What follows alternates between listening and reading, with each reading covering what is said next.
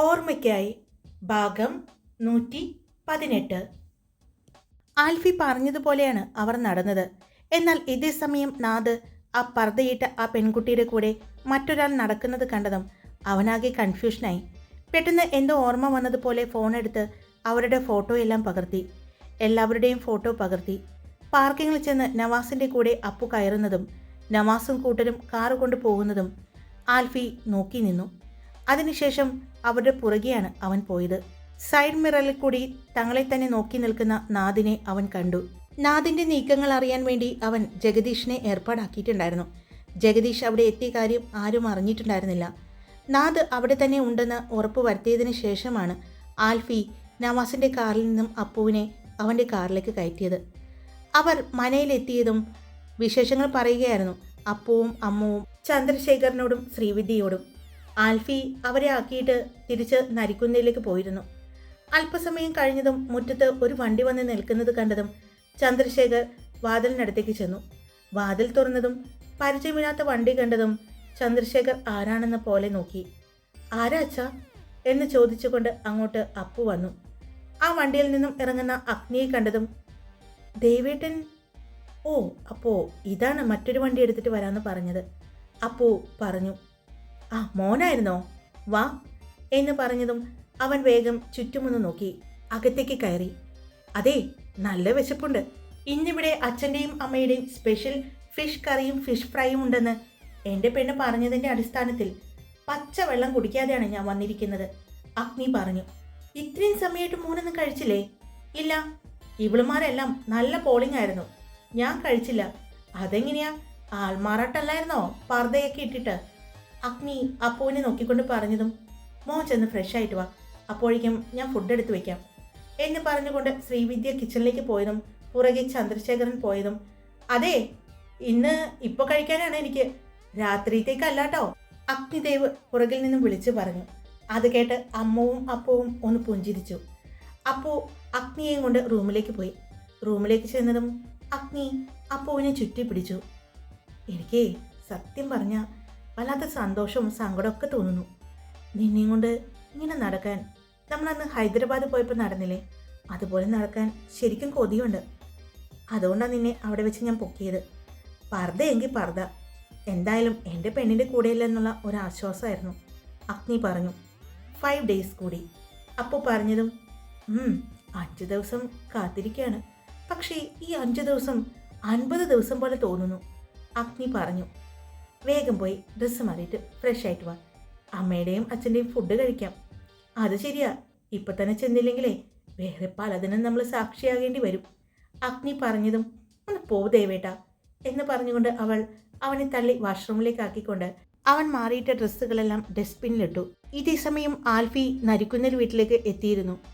ആൽഫി, ഇന്ന് എന്തെങ്കിലും പ്രശ്നം ഉണ്ടായിരുന്നോ പുറത്ത് വെച്ച്? എന്ത് പ്രശ്നം? അല്ല, നിങ്ങൾ തമ്മിൽ പള്ളിയിൽ വെച്ച് കണ്ടതിന് ശേഷം അഗ്നിദേവുമായിട്ട് എന്തെങ്കിലും പ്രശ്നം ഉണ്ടായോ എന്ന്? ഇല്ലല്ലോ, എന്തു പറ്റി അങ്ങനെ ചോദിക്കാൻ? അല്ല, നിങ്ങളിന്ന് മാളിൽ വെച്ച് എന്തെങ്കിലും പ്രശ്നം ഉണ്ടായോ എന്ന്? ഇല്ലല്ലോ, എന്താ വല്യപ്പച്ച? എന്നോടൊരാൾ പറഞ്ഞു. ആര്? ആൽഫി പറഞ്ഞുകൊണ്ട് ആൻസിയെ നോക്കി. ഞാൻ പറഞ്ഞില്ല, ഞാൻ ഇപ്പോഴല്ലേ ഇച്ചാൻ്റെ ഒപ്പമല്ലേ വന്നത്. ആരാ വല്യപ്പച്ച പറഞ്ഞത്? അത് വേറെ ആരുമൊന്നുമല്ല, ജാസ്മിന പറഞ്ഞത്. അവൾ വന്നിട്ടുണ്ടല്ലോ. എത്തിയോ അപ്പാഷാണത്തി ക്രിമി? ആൻസി ചോദിച്ചതും ആൽഫി അവളെ ഒന്ന് നോക്കി. എനിക്കിഷ്ടമല്ലാഞ്ഞിട്ടാ, ഞാൻ വിളിക്കും, ആൻസി പറഞ്ഞുകൊണ്ട് ചവിട്ടിത്തുള്ളി പോകുന്നത് കണ്ടതും ആൽഫിയുടെ ചുണ്ടിൽ ഒരു പുഞ്ചിരി വിരിഞ്ഞു. അപ്പോഴാണ് താഴത്തെ റൂമിൽ നിന്ന് പുറത്തേക്ക് ഇറങ്ങി വരുന്ന ജാസ്മിനെ കാണുന്നത്. നീ അപ്പോഴേക്കും ഇവിടെ വല്യപ്പച്ചൻ്റെ അടുത്ത് ന്യൂസ് എത്തിച്ചു അല്ലേ ജാസ്മിൻ? ആൽഫി ചോദിച്ചതും അത് ഇന്ന് മാളിൽ വെച്ച് എൻ്റെ ഒരു ഫ്രണ്ട് ഇച്ചാനെ കണ്ടിരുന്നു, അവൾക്കറിയാം ആൽഫിച്ചാനെ. അപ്പോഴാണ് പറഞ്ഞത്, രാവിലെ പള്ളിയിലും വന്നിട്ടുണ്ടായിരുന്നു അവൾ. അപ്പോൾ ആ കണ്ട ആളുമായിട്ട് ഇച്ചാൻ എന്തോ മാളിൽ വെച്ച് എന്തോ പ്രശ്നം ഉണ്ടാക്കിയെന്ന് പറഞ്ഞു. അത് ഇവിടെ വെച്ചാണ് പറഞ്ഞത്. അപ്പോൾ എനിക്കും ടെൻഷനായി, അതുകൊണ്ടാണ് ഞാൻ വല്യപ്പച്ചനോട് പറഞ്ഞത്. ഞാനും വല്യപ്പച്ചനും ഇച്ചാനെ മാറി മാറി വിളിച്ചു, ഇച്ചാൻ ഫോൺ എടുക്കുന്നുണ്ടായിരുന്നില്ല, അവൾ പറഞ്ഞു. നിൻ്റെ ഈ ഫ്രണ്ടിൻ്റെ പേര് നാദെന്ന് എങ്ങാനോ ആണോ? ആൽഫി ചോദിച്ചതും പെട്ടെന്ന് അവളുടെ മുഖം മാറി. നാദോ? ഇല്ല, ഇത് എൻ്റെ ഒരു ഫ്രണ്ടാണ്, ലേഡിയാണ്, അവളാ പറഞ്ഞത്. ആയിക്കോട്ടെ, ഒന്നുമില്ല വല്യപ്പച്ച, ഞങ്ങൾ ഫുഡ് കഴിക്കാനിരുന്നപ്പോൾ അവിടെ അഗ്നി വന്നു. അവൻ വന്നപ്പോൾ നമ്മുടെ നവാസിൻ്റെ സിസ്റ്റർ ഇല്ലേ, അവളുണ്ടായിരുന്നു ഞങ്ങളുടെ കൂടെ. കാറിൽ നിന്നും ഇറങ്ങിയപ്പോൾ അവള് അഗ്നിയുടെ കാറിൽ എന്തോ ചവിട്ടീന്നോ മുട്ടീന്നോ എന്തോ പറഞ്ഞ് അത് കാണിക്കാൻ എന്ന് പറഞ്ഞ് അവൻ അവളെയും കൊണ്ട് പാർക്കിങ്ങിലേക്ക് പോയതാണ്. എന്നിട്ട് എന്തെങ്കിലും ചെയ്തോ അവൻ? ആ ചെക്കന് എന്തൊരു ദേഷ്യാന്നറിയോ? ആ കുട്ടിയെ ഉപദ്രവിച്ചൊന്നുമില്ലല്ലോ. ഇല്ല, അവളെ കൊണ്ടുപോയി കാണിച്ചു. അത് ഞങ്ങളുടെ കാറിൻ്റെ അടുത്തായിരുന്നേ അവൻ കാറിട്ടത്.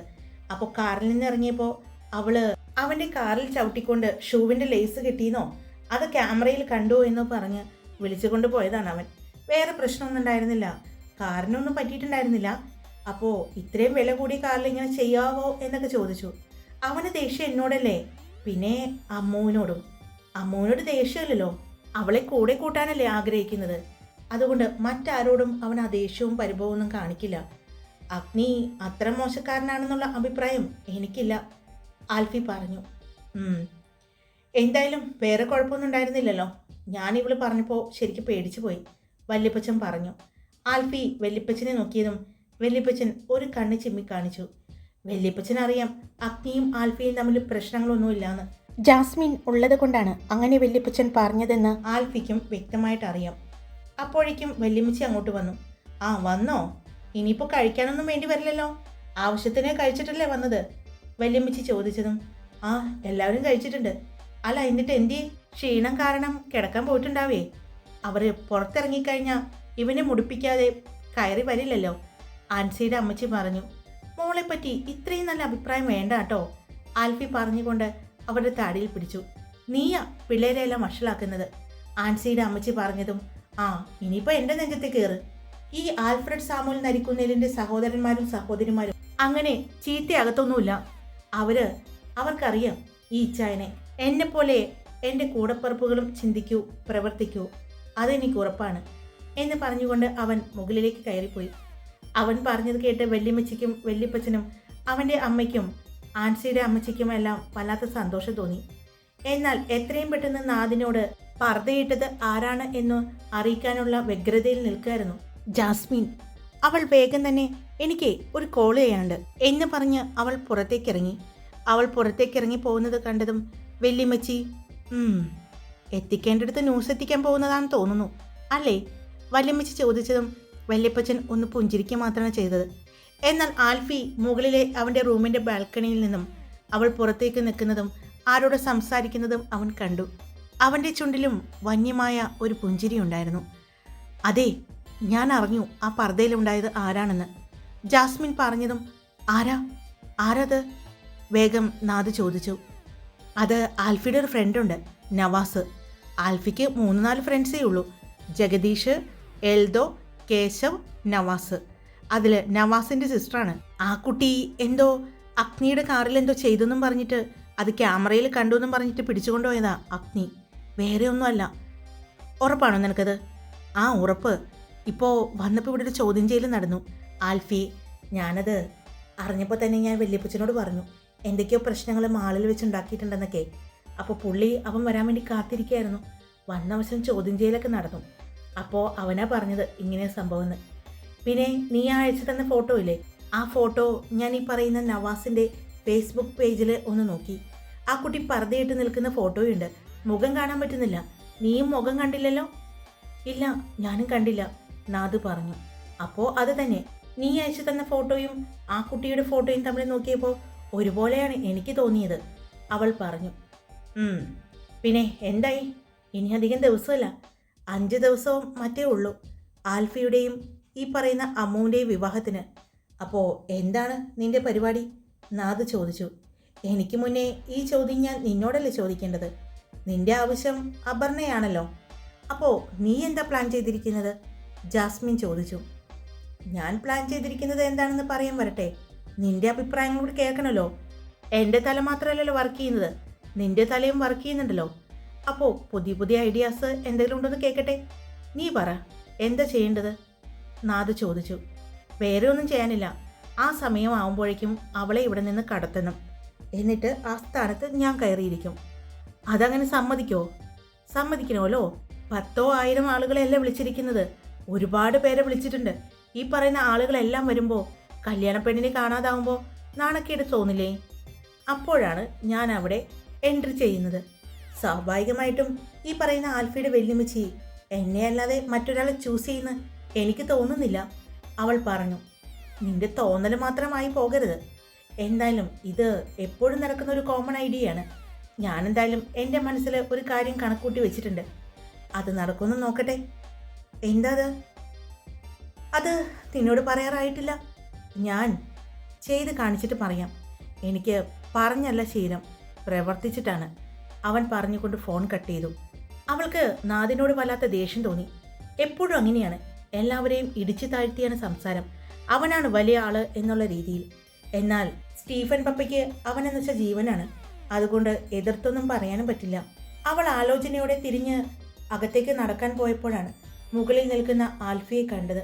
കൈകെട്ടി അവളെ തന്നെ നോക്കി നിൽക്കുന്നത് കണ്ടതും അവൾക്കെന്തോ ചെറിയൊരു വെപ്രാളം തോന്നി. തങ്ങൾ പറഞ്ഞിരിക്കുന്നത് കേട്ട് കാണില്ല എന്നറിയാം. എന്നാലും അവൻ്റെ നോട്ടത്തിൽ എന്തോ ഒരു പ്രത്യേകത തോന്നി. അത് എൻ്റെ ഫ്രണ്ടാണ്, അവൾ താഴെ നിന്ന് തന്നെ പറഞ്ഞു. ഞാനതിനെ ചോദിച്ചില്ലല്ലോ, ആൽഫി മുകളിൽ നിന്ന് തന്നെ മറുപടി പറഞ്ഞു. വേറെയൊന്നും പറയാതെ അവൾ അകത്തേക്ക് കയറിപ്പോയി. അല്പസമയം കഴിഞ്ഞതും ആൽഫി താഴേക്ക് വന്നു. വല്യപ്പച്ച, അവിടുത്തെ അത്യാവശ്യം പണികളെല്ലാം തീർത്തിട്ടുണ്ട് അവർ. ഇനിയുള്ള കാര്യങ്ങൾ നമ്മൾ ചെന്നിട്ട് വേണം ഒന്ന് തീരുമാനിക്കാൻ. അതുകൊണ്ട് ഞാൻ അങ്ങോട്ട് പോവാണ്. അമ്മുവിൻ്റെയും പിന്നെ അവരുടെയും അഭിപ്രായങ്ങളൊന്ന് കേൾക്കണമല്ലോ. അവരെയും കൂടി ഒന്ന് കൊണ്ടുവന്ന് കാണിച്ചാൽ കൊള്ളാമെന്നുണ്ട്. അവർക്കും കൂടി ഇഷ്ടപ്പെടണമല്ലോ, ആൽഫി പറഞ്ഞു. അത് ശരിയാ മോനെന്നാ അവരെ കൊണ്ടുവന്ന് കാണിക്കേ, വല്യപ്പച്ചൻ പറഞ്ഞു. അവൻ പുറത്തേക്ക് ഇറങ്ങാൻ പോയപ്പോഴാണ് ആൽഫിച്ച, എങ്ങോട്ടാ പോകുന്നത്? ഞാൻ കൂടി വരട്ടെ എന്ന് ചോദിച്ചുകൊണ്ട് ജാസ്മിൻ വരുന്നത്. ഞാൻ ബാറിൽ പോവാ, എൻ്റെ ഫ്രണ്ട്സൊക്കെ അവിടെയുണ്ട്. നീ വരുന്നുണ്ടോ അങ്ങോട്ട്? ആൽഫി ചോദിച്ചു. ബാറിലോ? ഇല്ല, ഞാനില്ല, അവൾ പറഞ്ഞു. അത്രയും പറഞ്ഞ് ഒന്ന് കനപ്പിച്ച് മൂളിക്കൊണ്ട് ആൽഫി വല്യപ്പച്ചനെ നോക്കി. അപ്പോഴും വല്യപ്പച്ചൻ അവനെ തന്നെ നോക്കി ചെറുപുഞ്ചിരിയോടെ ഇരിക്കുന്നത് കണ്ടതും അവൻ ഒന്ന് കണ്ണു ചിമ്മി കാണിച്ചുകൊണ്ട് പുറത്തേക്ക് ഇറങ്ങിപ്പോയി. ഈ ആമ്പിള്ളേര് പുറത്തേക്ക് ഇറങ്ങുമ്പോഴേക്കും ചാടിക്കയറി പോകുന്നത് അത്ര നല്ല ശീലമൊന്നുമല്ല, വല്യപ്പച്ചനുള്ള ചായയുമായിട്ട് വന്ന വല്യമ്മച്ചി പറഞ്ഞു. അത് പറഞ്ഞത് ഇഷ്ടപ്പെടാതെ അവൾ ചാടിത്തുള്ളി അവളുടെ റൂമിലേക്ക് പോയി. ആൽഫി നേരെ അയ്യങ്കാർ മനയിലേക്കാണ് ചെന്നത്. ഹാളിൽ നിന്നും ആരെയും കാണാതെ അവൻ അവിടെ നിന്നു. അപ്പോഴാണ് ഡൈനിങ് റൂമിൽ നിന്നും സംസാരം കേട്ടത്. അവൻ അങ്ങോട്ട് ചെന്നപ്പോൾ കണ്ടു അഗ്നി ഭക്ഷണം കഴിച്ചുകൊണ്ടിരിക്കുകയാണ്. അഗ്നിയുടെ അടുത്ത് അപ്പുവും അമ്മുവും ചന്ദ്രശേഖരനും ശ്രീവിദ്യയും എല്ലാം ഇരിക്കുന്നുണ്ട്. അഗ്നി ഫുഡ് കഴിച്ചുകൊണ്ടിരിക്കുകയാണ്. ബാക്കി എല്ലാവരും ചായയും സ്നാക്സും എല്ലാം കഴിച്ചുകൊണ്ടിരിക്കുകയാണ്. ഡൈനിങ് റൂമിൻ്റെ വാതിക്കൽ നിൽക്കുന്ന ആൽഫിയെ കണ്ടതും അമ്മു, ഇച്ചാനിത് എപ്പോഴാണ് വന്നേ? ഞങ്ങൾ കണ്ടില്ലല്ലോ. അതെങ്ങനെ കാണുന്നേ? ഈ വാതിലും തുറന്നിട്ട് ഇവിടെ വന്ന് ഇങ്ങനെ സംസാരിച്ച് നിന്ന അകത്തേക്ക് ആരെങ്കിലും കയറിയ അറിയോ? എന്തെങ്കിലും എടുത്തുകൊണ്ട് പോയാൽ നിങ്ങൾ അറിയോ? ആൽഫി ചോദിച്ചു. അത് പുറത്ത് ആ ചേട്ടൻ നിൽക്കുന്നുണ്ടായിരുന്നല്ലോ, അതുകൊണ്ടാണ് ഞാൻ വാതിലടക്കാഞ്ഞത്, അമ്മു പറഞ്ഞു. ആരുണ്ടെങ്കിലും അമ്മു വാതിലടച്ചിരിക്കണം. എല്ലാവരോടും കൂടിയാണ് പറയുന്നത്. മുൻവശത്തെയും ബാക്ക് വശത്തെയും വാതിൽ എപ്പോഴും അടച്ചിട്ടുണ്ടോയെന്ന് ഉറപ്പ് വരുത്തണം. കല്യാണം നടക്കാൻ പോകുന്ന വീടാണ്. അത്യാവശ്യം സ്വർണങ്ങളും എല്ലാം ഉണ്ടാകുമെന്ന് അറിയാം. പിന്നെ ഇത് ആരുടെ വീടാണെന്ന് അറിയുന്നത് കൊണ്ട് എപ്പോഴാണ് എന്താണ് സംഭവിക്കാൻ പോകുന്നത് എന്നറിയാൻ പറ്റില്ല. അറിയാലോ, തൊട്ടടുത്ത് തന്നെയാണ് മാണിക്കത്താന്മാർ. പിന്നെ ഇവിടെ ഒരു പെരുങ്കള്ളൻ ഒളിച്ചിരിക്കുകയാണ്. ഇവനെ ആരെങ്കിലും കണ്ടാൽ തീർന്നു, ആൽഫി അഗ്നിയെ നോക്കിക്കൊണ്ട് പറഞ്ഞതും ചോറ് വായിൽ വെച്ചുകൊണ്ട് അഗ്നി അവനെ നോക്കി. ആൽഫി, നീ കഴിക്കുന്നുണ്ടോ? നല്ല ഫുഡ്, അടിപൊളിയായിട്ടുണ്ട്. ഇപ്പോഴെനിക്കൊരു ആശ്വാസമായത്. നിങ്ങളെല്ലാം അവിടെ നിന്ന് കഴിക്കുന്ന കണ്ടപ്പോൾ എനിക്ക് നല്ല വിശപ്പുണ്ടായിരുന്നിട്ട് പോലും ഞാൻ കഴിക്കാതിരുന്നത് നഷ്ടമായില്ല എന്ന് ഈ ഒറ്റ ഭക്ഷണം കൊണ്ട് എനിക്ക് മനസ്സിലായി, അഗ്നി പറഞ്ഞു. മോനിരിക്കെ, ഞാൻ കഴിക്കെടുക്കാം. വേണ്ടമ്മ, ഞാൻ കഴിച്ചിട്ടാണ് വന്നത്. ഞങ്ങൾ ഒരുമിച്ചല്ലേ പുറത്തു നിന്ന് കഴിച്ചത്. എന്നെ ഒരു കാര്യം ചെയ്യ്, ഞാൻ മോന് ചായ എടുക്കാം. പിന്നെ രാവിലത്തെ അപ്പമുണ്ട്, അപ്പവും മീൻകറിയും ഒന്ന് കഴിച്ചു നോക്ക്, ശ്രീവിദ്യ പറഞ്ഞതും. അതാലോചിക്കാവുന്ന കേസാണ് എന്ന് പറഞ്ഞുകൊണ്ട് ആൽഫി കൈ കഴുകാനായി പോയി. ആൽഫി കൈ കഴുകി വന്നിരുന്നതും ശ്രീവിദ്യ അപ്പവും മീൻകറിയും ഫിഷ് ഫ്രൈയും എല്ലാം വിളമ്പി. കഴിച്ചു നോക്കിയപ്പോൾ ആൽഫിക്കും ഒത്തിരി ഇഷ്ടപ്പെട്ടു. ഒരു വെറൈറ്റി ടേസ്റ്റാണ്ടോ വീട്ടിലുണ്ടാക്കുന്നതിലും. വീട്ടിൽ അമ്മച്ചിയും പിന്നെ വല്യമ്മച്ചിയും പിന്നെ എല്ലാ അമ്മച്ചിമാരും ഒന്നിലൊന്നും മെച്ചാണ് ഫുഡ് ഉണ്ടാക്കുന്ന കാര്യത്തിൽ. പക്ഷെ അതിനേക്കാളെല്ലാം ഡിഫറെൻറ്റ് ടേസ്റ്റാണ് അമ്മയ്ക്ക്, ആൽഫി പറഞ്ഞതും.